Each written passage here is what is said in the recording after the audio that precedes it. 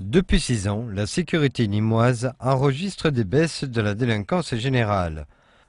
Pour l'année 2008, 15 653 faits sont constatés pour 16 765 en 2007, ce qui fait une baisse de 6,63%. Le partenariat qu'on a mis en place depuis plusieurs années entre police municipale, police nationale, les bailleurs sociaux, les élus, les associations, c'est un travail qui finit par payer. Oui, le bilan 2008 est très satisfaisant puisqu'on a une diminution de la délinquance de plus de 6%, délinquance générale, et une délinquance de proximité qui diminue de plus de 8%. Donc c'est vraiment très positif.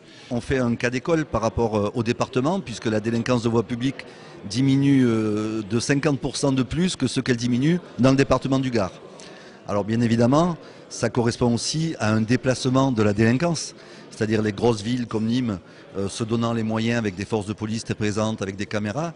Tout ça, ça dissuade et les délinquants vont faire leurs actes un petit peu plus loin. La vigilance reste de rigueur pour l'année 2009, avec de nouvelles actions afin d'être plus près des Nîmois. 2009, là, on va essayer d'être beaucoup plus présent sur le terrain. Alors j'aurai l'occasion d'en reparler. Au niveau de la politique de la ville, il y aura des délégués du préfet dans les quartiers. Il y en a pour l'instant 3 qui sont désignés, 2 femmes et un homme, qui seront un peu l'oreille et la voix du préfet sur le terrain. Et ça, c'est important de rétablir cette proximité de l'État.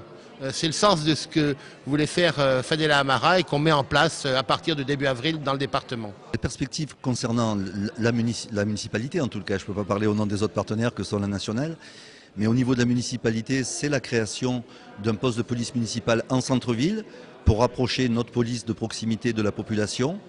C'est également, et ça a été l'objet, vous le savez, de quelques grèves il y a quelques temps, d'une réorganisation de la police municipale afin qu'on ait plus d'effectifs aux heures où il y a le plus de délinquance, c'est-à-dire la fin d'après-midi, le début de soirée. C'est également la continuité, bien entendu, de la vidéoprotection avec encore plus de caméras. Notamment une priorité cette année, c'est l'éducation nationale. C'est des caméras donc aux abords des collèges et aux abords des lycées où on a quelques problèmes. En ce début d'année, les escroqueries financières et Internet augmentent. Pour les années à venir, le Conseil des droits et devoirs des familles sera mis en place par la ville de Nîmes.